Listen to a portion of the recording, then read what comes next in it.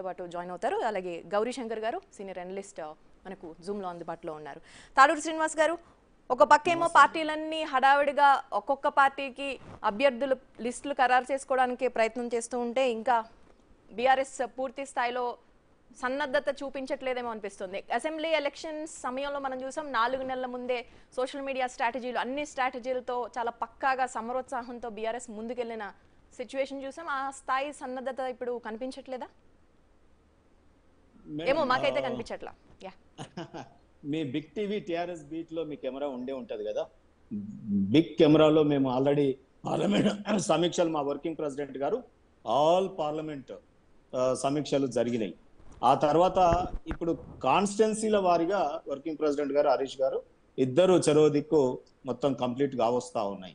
ఆ తర్వాత అభ్యర్థుల స్క్రూటినీ ఇవన్నీ కూడా మాది కొత్త కాదండి. మీకు జర్నలిస్ట్ గా మీరు ఒకసారి మా టిఆర్ఎస్ పార్టీ ప్రయాణం చూడండి. ఎన్నో ఎన్నికలు, ఉప ఎన్నికలు, తెలంగాణ గురించి రాజీలేని పోరాటంలో ఎన్నో ఎన్నికలు, ఉప ఎన్నికలు, తెలంగాణ రాష్ట్రం ఎట్లయితే ఏర్పడుతుందో తాడూరు శ్రీనివాస్ గారు ఎగ్జాక్ట్ గా ప్రతి ఎన్నికలప్పుడు బీఆర్ఎస్ హోరు, అప్పుడు టిఆర్ఎస్ హోరు కాబట్టి చూస్తూ వచ్చాము. కానీ ఈసారి అది కనిపించట్లేదా? మిస్ అవుతుందా? అరే మస్తు పోటీ ఉంది మేడం. నేను కూడా ఒకటి మా సార్ని అడుగుతా ఉన్నాను, మల్కాజ్గిరి అన్న భువనగిరి అన్న ఇయ్యండి సార్, మేము పార్లమెంటు అసెంబ్లీలో ముఖం చూడలేదు సార్ ఇప్పటి వరకు, మా కులస్తులు కానీ సామాజిక అంశంలో అడుగుతా ఉన్నాం. సో అక్కడ పోటీ ఎక్కువ ఉంది, మా దాంట్లో చాలా పోటీ ఉంది. సో రెండోది ఏంటంటే, ఇప్పుడు గాంధీ భవన్ లో అప్లికేషన్లు తీసుకుంటేనే వాటిని చూపిస్తేనే పోటీ అన్నట్ట. మా దాంట్లో ఆ సిస్టమ్ లేదు మా పార్టీలో మొదటి నుండి. రెండోది ఏంటంటే, మీరు ఇక్కడ గమనించాల్సింది, మళ్ళొక్కసారి కేసీఆర్ గారి భుజస్కంధం పైన ఆరోగ్యం బాగా లేకపోయినా, ఆనాడేమో తెలంగాణ రాష్ట్ర ఏర్పాటు అనే పోరాటంలో వారి నాయకత్వంలో పెద్ద ఎత్తున ఉద్యమించాల్సిన పరిస్థితులు, ఈ రోజు మళ్ళీ తెలంగాణ రాష్ట్ర హక్కుల కోసం మళ్ళొక్కసారి కేసీఆర్ గారు పోరాటం చేయాల్సిన పరిస్థితి ఏర్పడ్డది. దానికి ఎగ్జాంపుల్ మీకు తెలుసుగా, కేఆర్ఎంబిలో ఉన్న పలంగా వారు మొత్తం కేఆర్ఎంబికి మనం దారదత్తం చేయడం మన హక్కుల్ని అని చెప్పి దాని మీద ఇప్పుడు మేము పోరాటం తీసుకుంటా ఉన్నాం. అందుకే మాకు ఈ ఎన్నికలు, అభ్యర్థులు వీటికన్నా ఎక్కువ తెలంగాణ రాష్ట్ర యొక్క ఈ రాష్ట్రం మంచిగా ఉండాలనే ఏదైతే ఉంటుందో, మాకు మించినటువంటి ప్రేమ ఎవరికి ఉండదు, కేసీఆర్ గారికి ఉన్నంత ప్రేమ. సో కాబట్టి తెలంగాణ హక్కుల కోసం మరొకసారి పోరాటానికి రేపు నల్గొండ నుంచి మొదలు పెడతా ఉన్నాం బహిరంగ సభలు. అంటే పార్లమెంట్ సమీక్షలు అయిపోయినాయి, అసెంబ్లీ సమీక్షలు అయిపోతున్నాయి.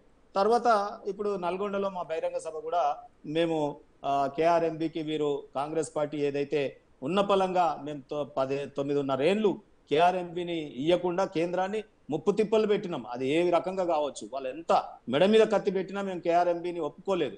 ఎందుకంటే శాశ్వత హక్కులు ఓన్లీ ట్రిబ్యునల్ ద్వారా వస్తాయి. ఆ ట్రిబ్యునల్ ఏమో 6 నెలల్లో 1 ఇయర్ లోనే ఎక్స్పెడైట్ చేయాలి పిటిషన్ ని. మా రామచంద్రారెడ్డి గారిని అడగండి చెప్తారు. సో ట్రిబ్యునల్ కాన్స్టిట్యూట్ అయ్యేదే దాని గురించి టైం బౌండ్ ఎక్స్పెడైటేషన్ ఉంటుంది దీంట్లో. సో అది చేయకుండా, శాశ్వత హక్కులు కల్పించకుండా కేంద్రం నాటకాలు ఆడి 2 రాష్ట్రాల కొట్లాటలు పెట్టాలి, 2 రాష్ట్రాల జుట్టు వాళ్ళ చేతులు ఉండాలి, పెద్దరికం కావాలి. సో ఈ మోడల్లో కేంద్రం అప్పుడు కాంగ్రెస్ ప్రభుత్వం ఉన్నప్పుడు, ఇప్పుడు బీజేపీ ప్రభుత్వం, ఈ రెండు కూడా రాష్ట్రాల ప్రయోజనాలు తాకట్టు పెడతాయి. అందుకే స్వాతంత్రం సిద్ధించిన నాటి నుంచి నేటి వరకు కూడా నదీ జలాల డిస్ప్యూట్ పర్మనెంట్ గా ఏ రాష్ట్రంలో కూడా సొల్యూషన్ దొరకలేదు. ఎప్పుడు పెద్దపల్లి ఎంపీ కాంగ్రెస్ లో చేరడంపై మీరేమంటారు? I want to hear your comment on that. ఎన్నికల ముందు ప్రతి ఎన్నికలలో రాజకీయాలలో కొంత ఈ రకమైనటువంటి జంపింగ్ జిపాంగులు ఉంటారు తప్పకుండా. మనం అందుకే ఫిరాయింపుల చట్టం తెచ్చుకున్నాం, ఇంకోటి తెచ్చుకున్నాం. ఈ దేశంలో ఇది కొత్త కాదు కదా, దీనికి మొత్తం విత్తనాలు వెదజల్లిందే కాంగ్రెస్, ఆ మొక్కను పెంచి పోషిస్తున్నది బీజేపీ. మిగతా ప్రాంతీయ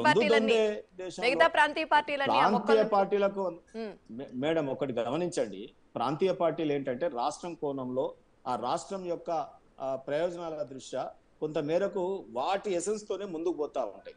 ప్రాంతీయ పార్టీలకు వారి రాష్ట్రం అనేది మెయిన్ ఫస్ట్ ఉంటుంది.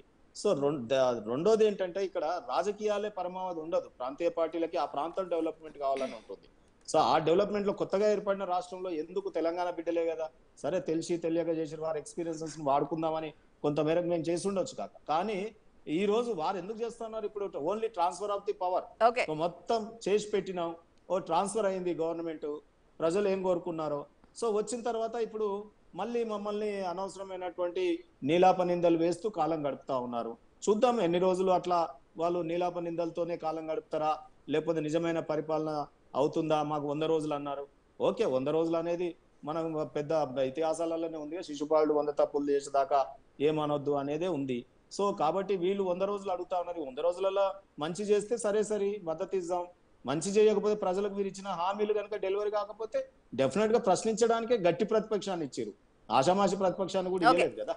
యా రామచంద్రారెడ్డి గారు, తాడూరు శ్రీనివాస్ గారు ఒక మంచి నెరేషన్